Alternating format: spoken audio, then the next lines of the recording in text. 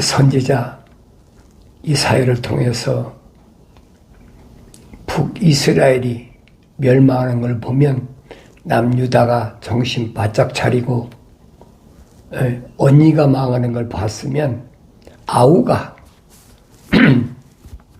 그 전철을 밟지 말아야 된다. 그래서 남유다에게 언니를 본받지 말고 하나님 명령에 순종해라. 그렇게 선지자를 통해서 분명히 선포했어요. 그러니까 남유다를 하나님이 아끼고 사랑하셔서 왜 예루살렘 성읍이 있으니까 그런데 안 듣잖아요.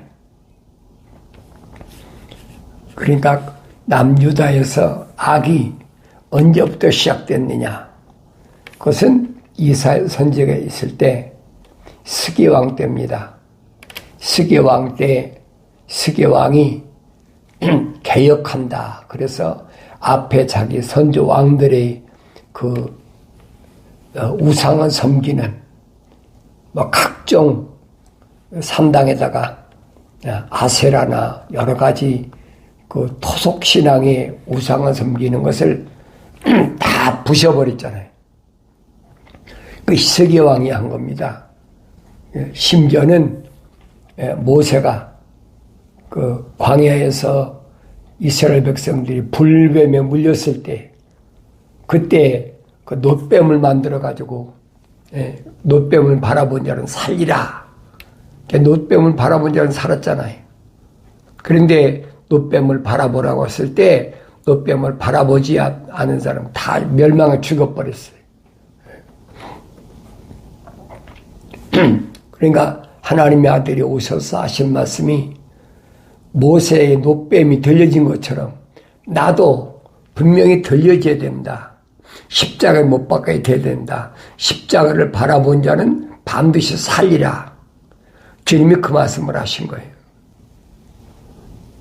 놋뱀을 바라본 자는 살았지만은 뱀에 물려서 불뱀에 물려서 아파 죽겠는데 또 뱀을 만들어 놓고 볼에 거절한 사람 다 죽어버렸어요. 광야에서. 그러니까 그 모세가 만든 놋뱀 이것이 하나님의 그 성전에 있었는데 그것까지 다 치워버렸어요. 누가? 스기야 왕이. 그러니까 깨끗하게 정렬해낸다. 근데 선지자 이사야가 있을 때거든요. 그런데 갑자기 선지자 이사야가 뭐라는 거예요? 스게 왕한테 너 죽으라는 거예요. 이 스게 왕이 자기는 하나님의 거룩한 뜻에 따라서 올바로 거룩한 하나님의 그 백성을 다스리는 치리하는 왕으로 살려고 열심히 최선을 다하는데 갑자기 하나님의 선지자가 와서 죽어라. 그게 얼마나 억울하게 생각합니까? 그래 억울하다고 울며 불며 떼를 쓰고 내가 왜 자식도 없는데 다음 대를 이을 자식도 없는데 죽어야 됩니까 하고 그냥 그러니까 그 천사가 이사야 선지자한테 가서 기도하라고 그래.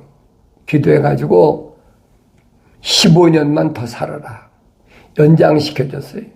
잘 아셔야 돼요. 15년 동안 더 사는 그 기간 동안에 누굴 낳느냐? 3년 만에 므낫세라는 아들을 낳았어요. 그러니까 므낫세가 그 왕이 될 때는 스게 왕이 죽고 나서 12살 때 왕이 됐습니다. 12살 때 왕이 됐는데 자기 아버지 스기야하고는 정반대로 얼마나 악을 행하는지 자기 아버지가 치워놓은 그 산당에다 우상을 다 세워놓고 하나님의 성전에까지 막 우상을 세워놓고 얼마나 악행을 저질렀는지 그 기간이 없네. 55년이에요. 무서운 일이에요. 55년 동안이나 악행을 행했습니다.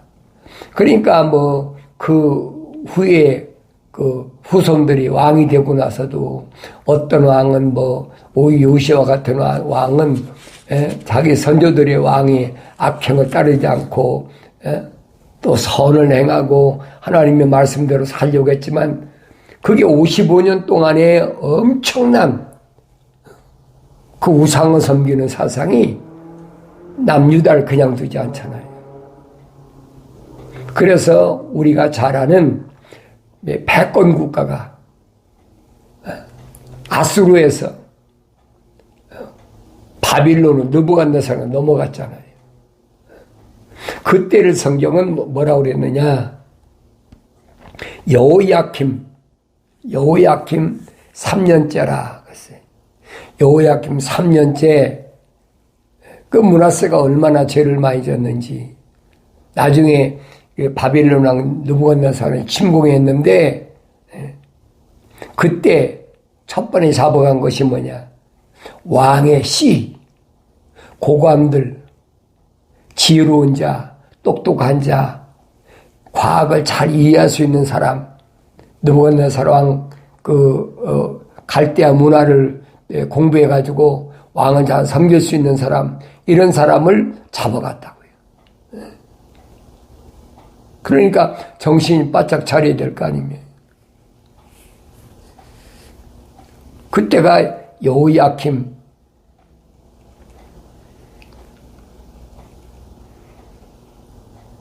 왕이 된 지 3년째 되더니 일어났던 일이에요. 그러니까 왕궁에 있는 똑똑한 사람 왕까지 다 잡아가 버렸어요.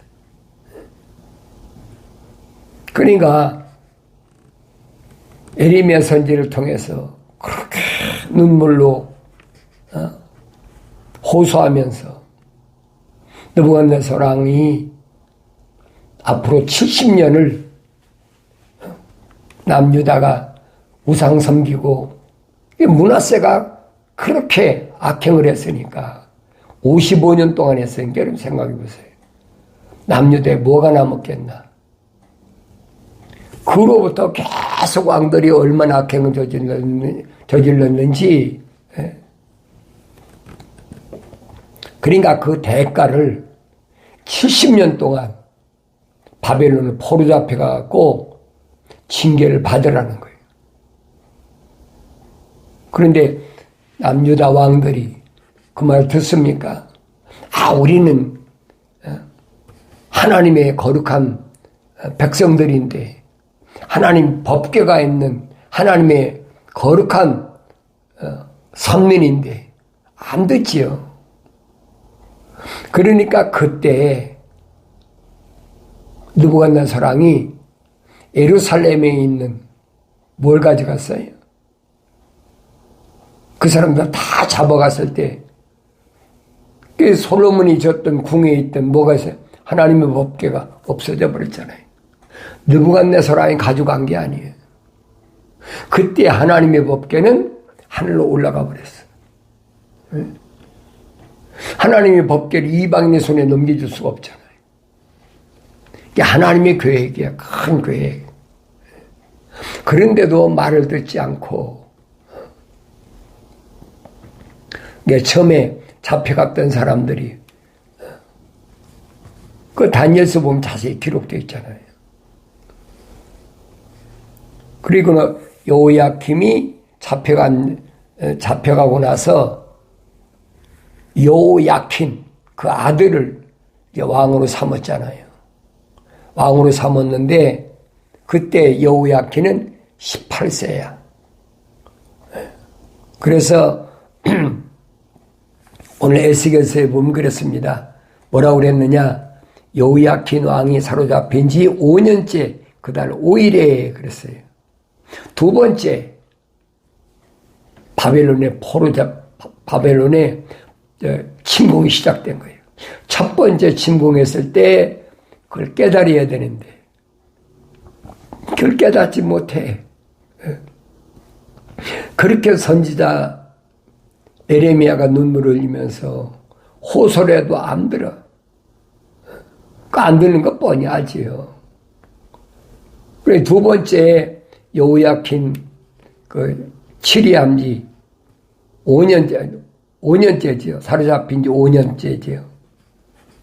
그달 5일에 그발강가의 갈대아 땅에서 주의 말씀이 부시 아들 제사장 에스겔에게 특별히 임하고 주의 손이 거기서 그에게 있었더라 그랬어요.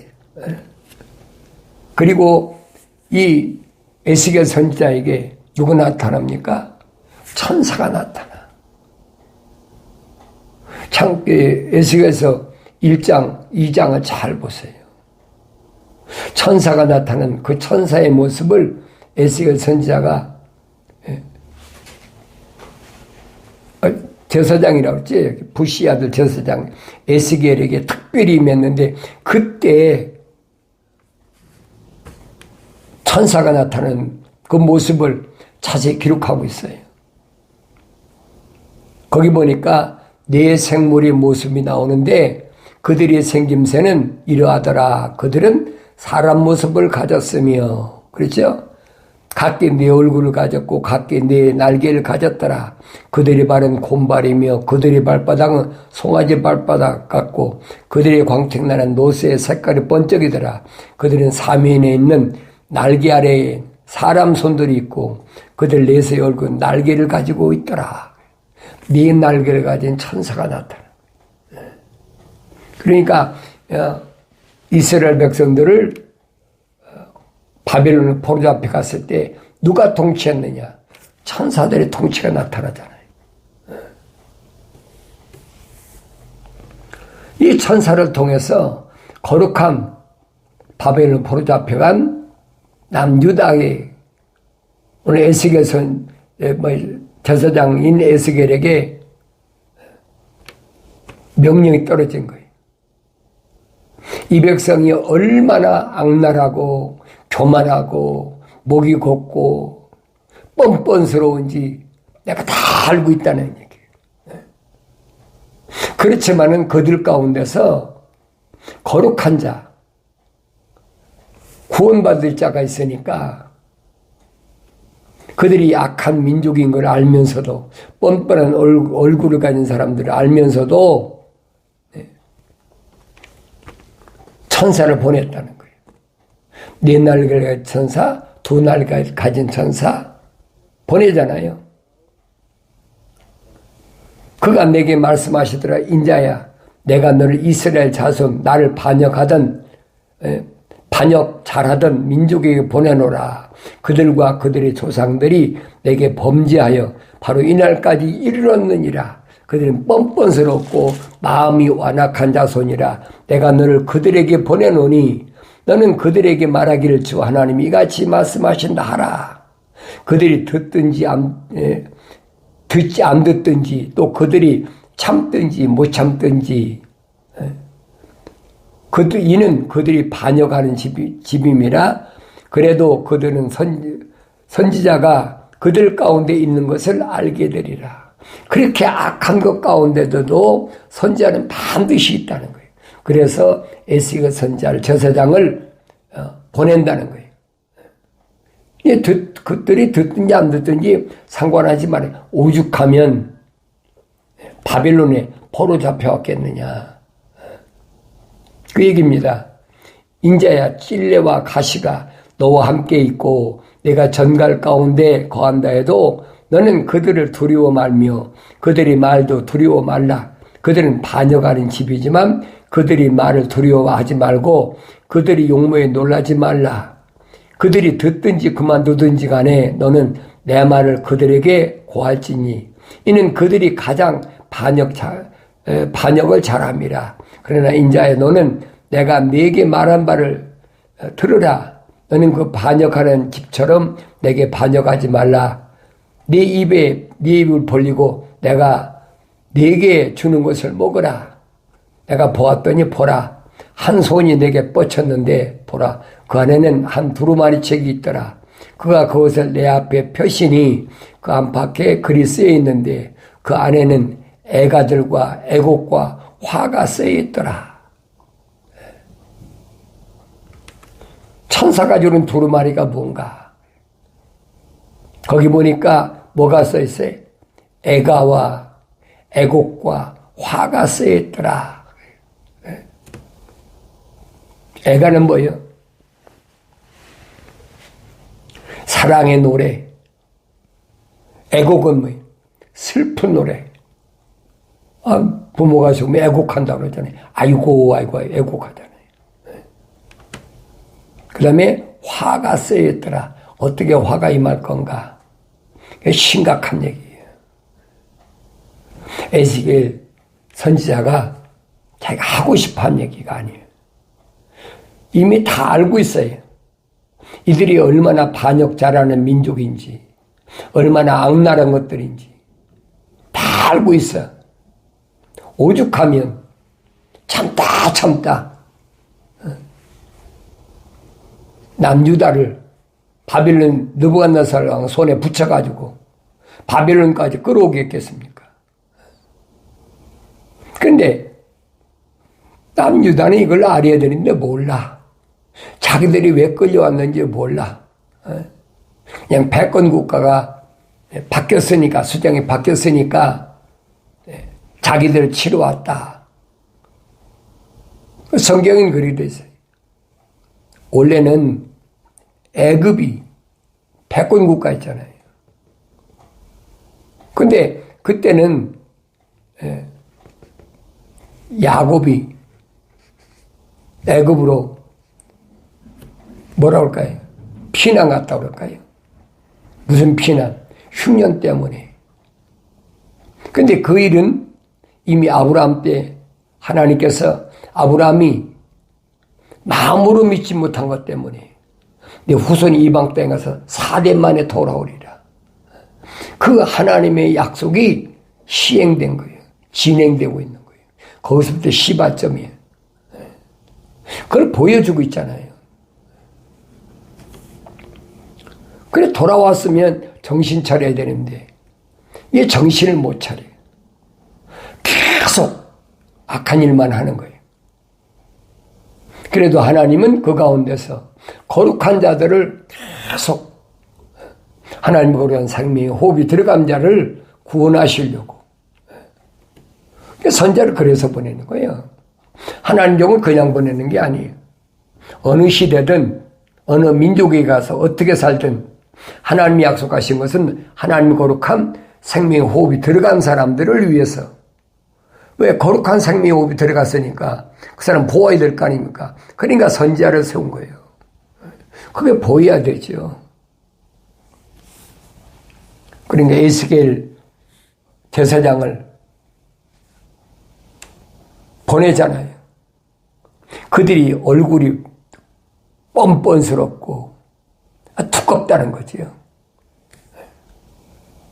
그 자기들이 왜 그랬는지 알면서도 마음대로 되냐 안 되지. 왜? 자기 안에 하나님의 거룩한 생명 호흡이 안 들어왔기 때문에 하고 싶어 한 것이 아니. 이 하나님의 큰 창조의 계획이란 말이에요. 그게 보여야 된다고. 그래서 성령이 이르게야 보이죠. 그가 내게 말씀하실 인자야, 네가 본 것을 먹으라. 이 두루마리를 먹고 가서 이스라엘 집에 말하라. 하시기에 내가 내 입을 벌리니 그가 나로 그 두루마리를 먹게 하시고 내게 말씀하실 인자야, 내가 네게 주는 이 두루마리를 네 배로 먹게 하고 내 창자를 채우라. 하시기에 내가 그것을 먹었더니 그것이 내 입에 꿀처럼 달더라. 하나님의 말씀을 천사를 통해 줬으니까 그 두루마리를 먹었어요. 내 배 그랬잖아요. 내 창자에 채우라 하시기에 그걸 먹었더니 내 입에서 꿀처럼 달더라는 거예요. 그가 말씀하시기를 인자야 가라. 네가 이스라엘 집에 가서 그들에게 내 말을 고하라. 이스라엘 집 왜 보내요? 하나님의 말씀은 경고를 고하라는 거예요. 너를 생소한 말이나 어려운 언어를 쓰는 백성에게 보내는 것이 아니라 이스라엘 집에 보내노니. 그렇죠? 다른 언어를 쓰는 히브리 말이 아니라 바벨로니아 갈대아 문화니까 갈대어를 해야 될 거 아닙니까? 그 사람들한테 보내는 게 아니라는 거예요. 같은 히브리어를 쓰는 히브리 민족에게 보낸다는 거예요. 왜 그렇습니까?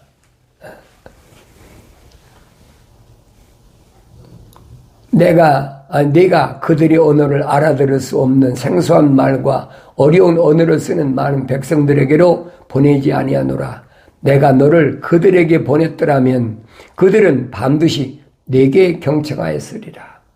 오히려 바벨론 땅에 있는 갈대아인 그 사람들에게 보냈더라면 그들은 그 말을 들었을 것이란 말이에요. 그런데 반대로 이스라엘 집은 내게 경청하지 아니하리니 이는 그들이 내게 경청하지 않을 것이며 이스라엘의 온 집은 뻔뻔스럽고 완고한 마음을 가졌음이라.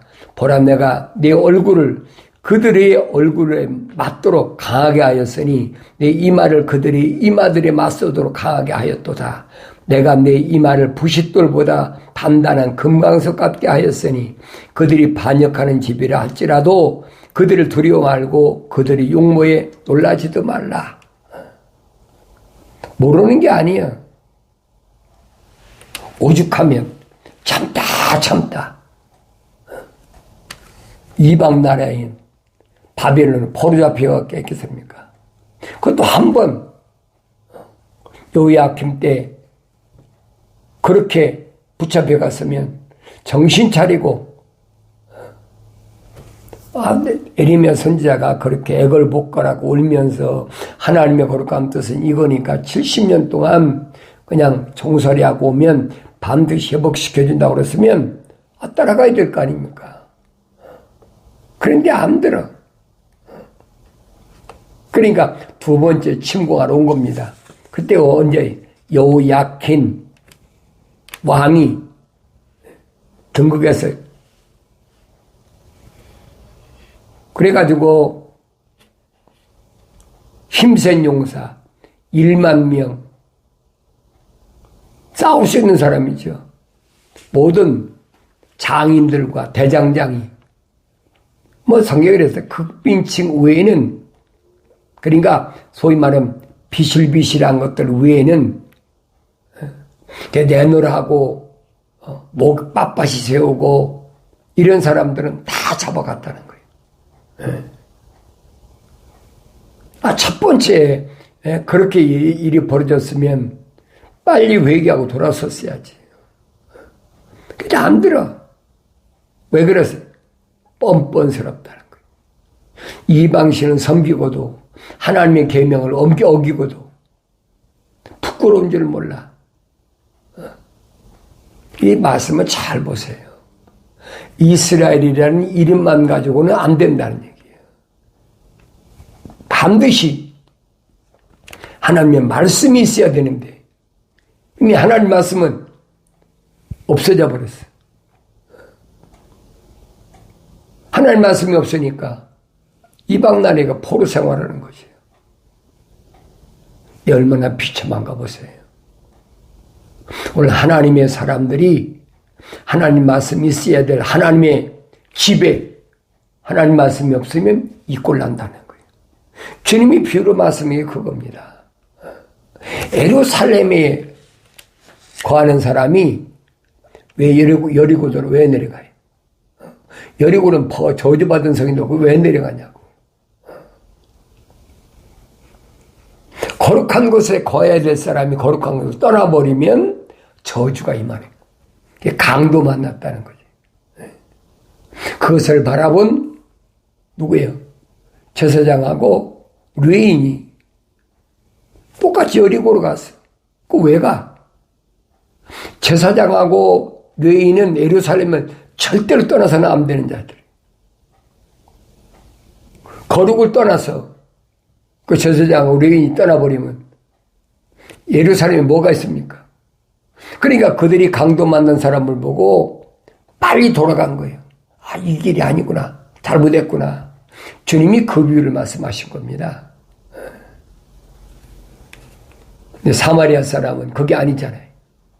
강도 만났으니까 이 사람이 왜 강도 만났는지 어떻게든 그거 전후사정이 필요 없어. 그냥 불쌍하니까 도와줬다. 누가 이웃을 율법사가 주님이 말씀하시면 그런 뜻이 아니거든요. 거룩한 것, 예루살렘 떠나지 말아야 될 사람이 떠났을 때는 이 엄청난 일을 당한다는 사실을 기억하라고 했는데, 주님은 제자들에게 예루살렘 떠나지 말라고 그랬잖아요. 왜 떠나지 말라고 하셨을까? 왜 주님이 이 비유를 말씀하셨을까? 기억해야 돼요. 주님은 그냥 말씀하신 게 아니라 다 비유로 말씀하신 거예요. 왜? 조상들이 이미 그렇게 뻔뻔스럽게 이방신을 섬기고도 부끄러운 걸 몰라. 왜 그런 줄 아세요? 하나님의 거룩한 생명호흡이 안 들어간 사람은 죄를 져도 감각이 없어요. 분명히 이름은 이스라엘인데 얼굴이 뻔뻔스러워. 노새 같아. 그러니까 그들을 맞설 수 있도록 에스겔 선지자를 보낸 거예요. 그들이 가려고 하겠습니까? 지금 바벨론 포로 잡혀가지고, 그 사람들이 어떻게 했어요? 너도 포로 잡혀갖고, 우리도 포로 잡혔는데, 너 혼자, 하나님의 제사장이라고, 우리한테 그딴 소리 하냐? 그럼 시가 먹히겠어요? 뻔하지요. 천사가 말하잖아요. 그들이 안 들을 것 뻔해. 그런데 그들 중에도 드려야 될 사람이 있어. 그러니까 내가 너를 그들에게 파수꾼으로 보내니까 그들이 듣든지 안 듣든지 네가 상관하지 마라. 두루마리를 왜 줬다고 그랬어요? 먹어야 가서 고할 거 아닙니까? 먹고 차워야 되새김질할 거 아닙니까? 되새김질하지 않는 짐승은 하나님께 제물을 안 받으세요. 아무리 제물을 안 받는다는 말은 아무리 기도 안 돼도 하나님이 안 들으신다는 거예요. 그러니까 내가 하나님 말씀을 읽고 하나님 말씀을 되새김질할 때만이 하나님은 내 기도를 들으신다는 거예요. 그러니까 마지막 뭐까지? 비둘기까지 드려야 돼. 내 마음을까지 드려야 된다는 거예요. 성경은 그 말씀을 해주고 있거든요. 나 그럼 내 마음을 온전히 드렸나? 드리지 못했나? 그러니까 주님이 요단강가에서 침례받으실 때 하늘에서 비둘기 같은 성이 임했다는 말은 무슨 말이냐? 나이가 30세 될 때까지 하나님의 아들의 마음이 하나님께 온전히 드려졌다는 얘기예요. 그 받으셨다는 게 하나님께서. 그 증거잖아요. 난 어머니, 몸을 낳았으니까 어머니, 자기 같은 형제, 자매 다 있지만은 이제는 하나님의 아들로서 내가 살아야 된다는 그 마음을 하나님 받으셨다. 그 비둘기 같은 성령이 임했다는 거예요. 그러니까 성령으로 인침받으시고 하늘에서부터 이는 내가 사랑하는 아들이요 내가 기뻐하는 자라고 침례 요한이 증거하고 있잖아요. 이 말씀들이 무슨 말씀인가 잘 아셔야 돼요. 거룩한 자가 거룩하게 살아야 되는데 거룩하게 살지 못하니까 바벨론 포로 잡혀가서까지 이방 땅에까지 가서 선자를 세우잖아요. 그발 강가에 있는 선자를 누구 통해? 천사를 통해서 4날간 천사, 2날간 천사, 나중에 6날간 천사까지 다 동원해가지고 하나님 지키신다는 거예요. 그걸 깨달아야죠. 우주인이 아니 여러분, 에스겔 선자가 무식한 성령 받지 못한 신학자들이나 주석가들이 그 외계인이다. 이게 얼마나 어리석은 일인지 생각해 보세요. 잘 아세요. 첫사람 아담이 하나님 동산에서 쫓겨난 이후에 땅으로 내려오고부터는 누가? 천사들이 통치를 받아. 다니엘서 기록되어 있잖아요. 다니엘서 12장에서 뭐라고 합니까? 마지막 때는 누가? 미카엘이, 통치자 미카엘, 제사장 6날개 가진 제사장이 통치한다는 거예요. 우리가 이 말씀을 올바로 깨달아야죠. 그래서 그들이 듣든지 안 듣든지 그 신경 쓰지 말라는 거예요. 오늘 선지자를 통해서 하신 말씀을 잘 귀고리고 들어야 됩니다. 인자야, 내가 너를 이스라엘의 집에 파수꾼으로 세웠나니 내 입에 있는 말을 듣고 내게서 나오는 경고를 그들에게 주라.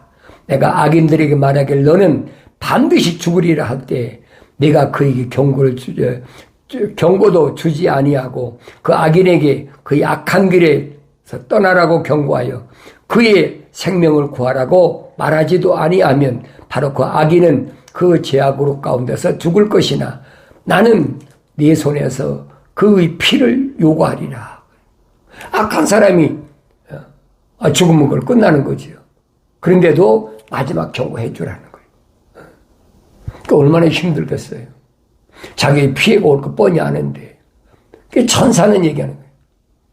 그거 상관하지 말고 그거 듣든지 안 듣든지 걱정하지 말고 네가 악인에게 경고를 주었는데도 그가 그 악에서나 그 악한 길에서 돌이키지 아니하면 그는 그의 죄악 가운데서 죽을 것이라. 그러나 너는 네 혼을 구하였느니라. 또한 의인이 자기 의로부터 돌이켜 죄악을 범하면 내가 그 앞에 방해물을 놓으리니 그가 죽으리라. 이는 내가 그에게 경고를 주지 않았기에 그가 그의 죄 가운데 죽을 것이며 그가 행한 그의 의는 기억되지 아니할 것이라. 그러나 나는 네 손에서 그의 피를 요구하리라. 그렇지만 만일 내가 의인에게 경고하여 그 의인이 범죄하지 아니하고 그 죄를 행하지 아니하면 그가 경고를 받았기 때문에 반드시 살리라. 너도 네 혼을 구하였느니라. 악한 것 뻔히 아는데도 하나님이 보내셨다는 거예요. 왜? 회개할 기회를 주기 위해서. 그럼 오늘 여러분들이 경건의 원리를 통해서 말씀을 들을 때 책망으로 들으면 기회라는 얘기예요. 빨리 돌이키라는 거예요. 음녀에게서 빨리 나와라. 주님 말씀하신 그 말씀을, 그 명령을 귀를 기울이시고 거룩한 이스라엘 집을 위해서 세우신 파수꾼의 사명을 한 성령 받은 제사장들이 그 음성에 경청하는, 그래서 여러분 스스로가 여러분을 지킬 수 있는 능력 있는 삶을 통해서 승리, 기쁨이 있는 삶을 살아가길 바랍니다.